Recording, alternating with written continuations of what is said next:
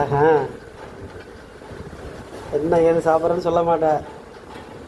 தயிர் சாதமா? தயிர் சாதம் இல்லை, வெயில் காலத்தில் இதுதான் வர பிரசாதம். வெயில் காலத்துக்கு வந்து இதுதான் மெயின். பாக்கி எதை சாப்பிட்டாலும் வேலைக்கு ஆகாது. உள்ளே போக மாட்டேது. சிக்கன் மட்டன் தான் போதா? ஆஹா, அதெல்லாம் சாப்பிட்டா சரிக்குமா உனக்கு? காலைல உங்கள் பரோட்டா சாப்பிட்டு எனக்கு பல்வலியே வந்துருச்சு.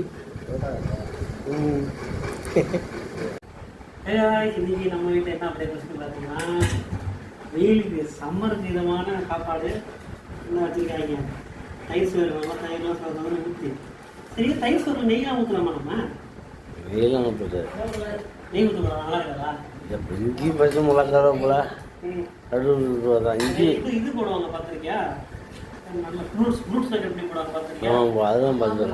மாதுளம்பழம் அது மாதிரி மாதுளம்பழம் போடுங்க. அது போட மாட்டீங்க. கூட வந்து டேடி வந்து காந்தி மாதிரி மராட்டா பேர் சாப்பிட்டு உயிர் வாழ்ந்துட்டு இருக்காரு.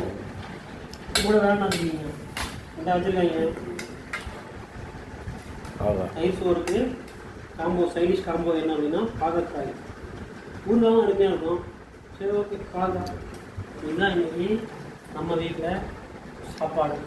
லஞ்ச் தயிர் சோறு, பாகற்காய் பொரியும், கொஞ்சம் மராட்டை. அம்மா எக்கு உண்டா? எக்கு இல்லையா? எங்கெல்லாம் இல்லையா?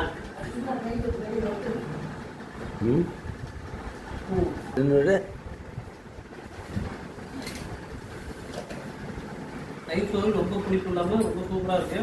தயிர் ரொம்ப பிடிக்க வச்சு போடாமல் நல்லா போட்டுருங்க. நல்லா இருக்கு. நான் சொல்கிறேன் கேட்க. பாய்.